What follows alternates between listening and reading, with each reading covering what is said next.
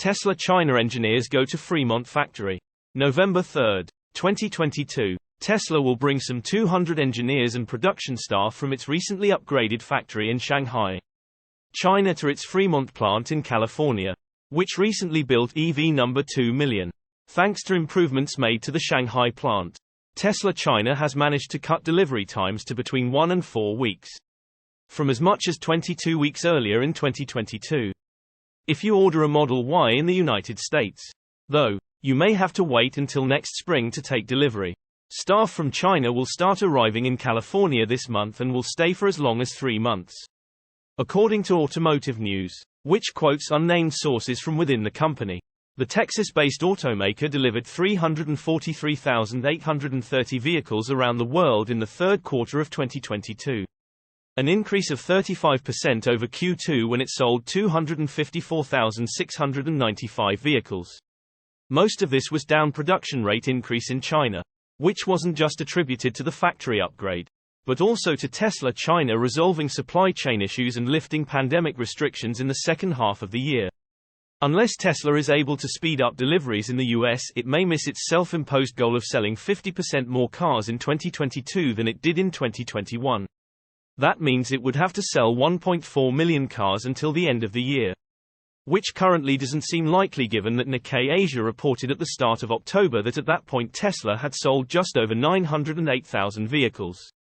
Will Chinese staff be able to help enough so that Tesla would be able to deliver almost 500,000 cars until December 31? Well, given that Elon Musk said that transport and logistics were the main obstacles, there just aren't enough vehicles to move its new cars around. According to Musk, this doesn't seem like a problem Tesla could solve on its own. According to a Reuters report, Tesla is also reportedly planning to keep its Shanghai factory going at close to maximum capacity, 93% all the way through to the end of the year, presumably to try to make up for problems elsewhere. The Chinese plant was reportedly able to increase its weekly output from 17,000 vehicles per week to around 22,000 units produced thanks to the aforementioned upgrade. Source reposted and summarized from Andre Nedelier at Inside EV. My take: Tesla China certainly has their act together. Their production numbers are crazy high. Tesla price cuts are putting pressure on China's local EV champions.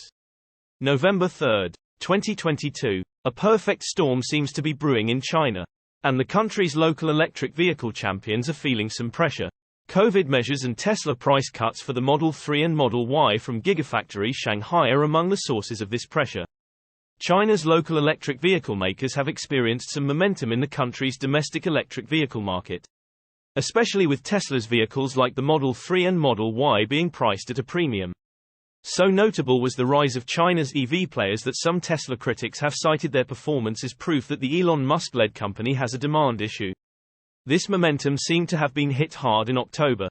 However, as per a report from the South China Morning Post, the country's biggest domestic electric vehicle makers suffered a sales setback in October, thanks to a combination of the country's COVID-related policies and Tesla China's price cuts for the Model 3 and Model Y following its price cuts.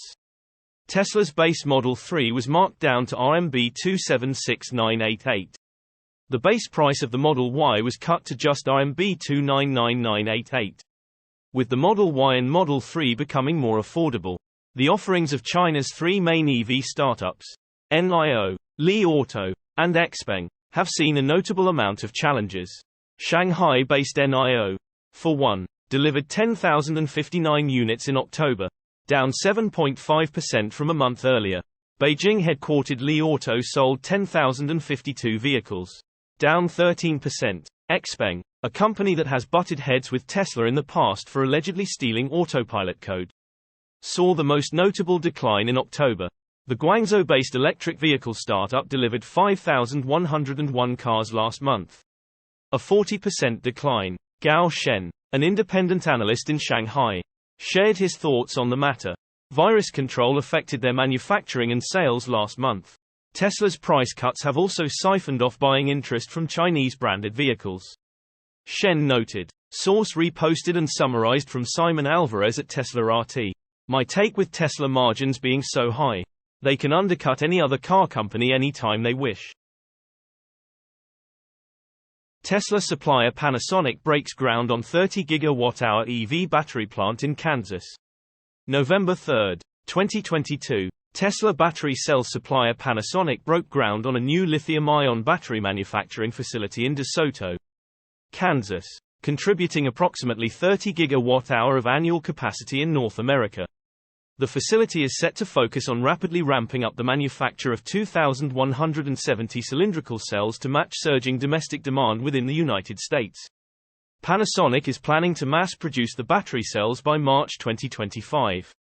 And upon completion of the facility, it will add 30 GWh of capacity of battery supply to EV companies in the United States. Kazuo Tadanobu, president and CEO of Panasonic Energy, commented on the announcement. This groundbreaking in Kansas is an important step towards expanding our production capacity in North America to meet the rapidly growing demand for lithium-ion batteries. With our leading technology, proven expertise, and the state of Kansas as a critical partner, we will continue driving the industry forward while pursuing a more prosperous and sustainable future for our society. The construction of an additional battery production plant in Kansas incites Panasonic's intention to dominate as an EV battery supplier for the numerous automotive companies in the United States. While the company already supplies batteries for Tesla through Gigafactory Nevada, the Kansas production facility is expected to funnel cells to Gigafactory Texas, where Tesla is currently utilizing 2,170 and 4680 cells for the most recent builds of the Model Y. Panasonic landed on Kansas as the location for the plant back in July but had potentially slotted out land plots in nearby Oklahoma. Kansas offered more advantages, including a hefty and diverse talent pool that is expected to fulfill 4,000 jobs at the factory. Panasonic is investing $4 billion into the plant, and Tadanobu said the facility will help strengthen production capacity in an increasing demand market.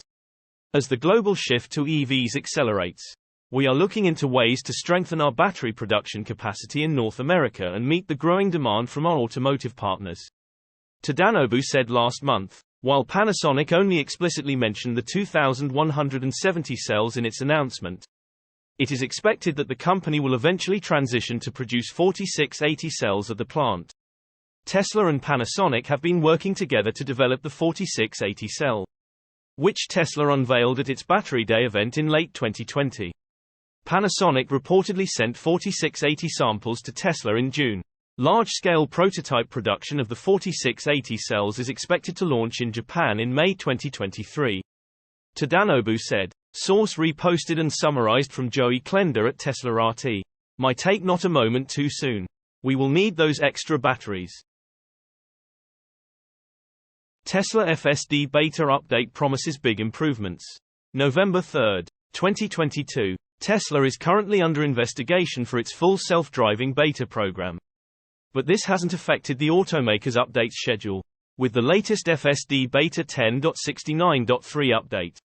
The manufacturer hasn't added any new features, yet it seems to have changed a multitude of aspects of that affect how the system operates. It sounds like its changes should be immediately visible. The update was first rolled out to Tesla employees yesterday and should start reaching members of the public beta program in the very near future. It's currently only in a limited number of vehicles for internal testing purposes. They will be testing and evaluating this version before wider release. Elon Musk said last month that this specific version would bring important changes. He said it features several major architectural upgrades, and because of the update's complexity, it wasn't ready for its initially planned rollout date.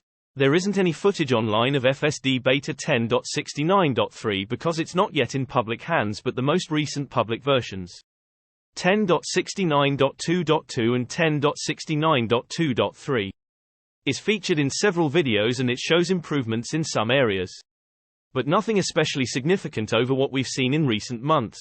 One tester even says it's a step back. The release notes for 10.69.3 list the following changes: upgraded the object detection network to photon count video streams and retrained all parameters with the latest auto-labeled datasets with a special emphasis on low visibility scenarios. Improved the architecture for better accuracy and latency. Higher recall of far-away vehicles. Lower velocity error of crossing vehicles by 20%. And improved VRU precision by 20%. Converted the VRU velocity network to a two-stage network. which reduced latency and improved crossing pedestrian velocity error by 6%. Converted the non-VRU attributes network to a two-stage network, which reduced latency, reduced incorrect lane assignment of crossing vehicles by 45%, and reduced incorrect park predictions by 15%. Reformulated the autoregressive vector lanes grammar to improve precision of lanes by 9.2%. Recall of lanes by 18.7%, and recall of forks by 51.1%. Includes a full network update where all components were retrained with 3.8x the amount of data. Added a new road markings module to the vector lanes neural network which improves lane topology error at intersections by 38.9%. Upgraded the occupancy network to align with road surface instead of EGO for improved detection stability and improved recall at hill crest. Reduced runtime of candidate trajectory generation by approximately 80% and improved smoothness by distilling an expensive trajectory optimization procedure into a lightweight planar neural network. Improved decision-making for short deadline lane changes around GWs by richer modeling of the trade-off between going off-route versus trajectory required to drive through the GW region. Reduced false slowdowns for pedestrians near crosswalk by using a better model for the kinematics of the pedestrian. Added control for more precise object geometry as detected by general occupancy network. Improved control for vehicles cutting out of our desired path by better modeling of their turning. Lateral maneuvers, thus avoiding unnatural slowdowns. Improved longitudinal control while offsetting around static obstacles by searching over feasible vehicle motion profiles. Improved longitudinal control smoothness for in-lane vehicles during high relative velocity scenarios by also considering relative acceleration in the trajectory optimization. Reduced best-case object photon to control system latency by 26% through adaptive planar scheduling. Restructuring of trajectory selection and parallelizing perception compute. This allows us to make quicker decisions and improves reaction time. Source reposted and summarized from André Nedelier at Inside EV. My take: getting closer and closer. How long before we have a 100% full version?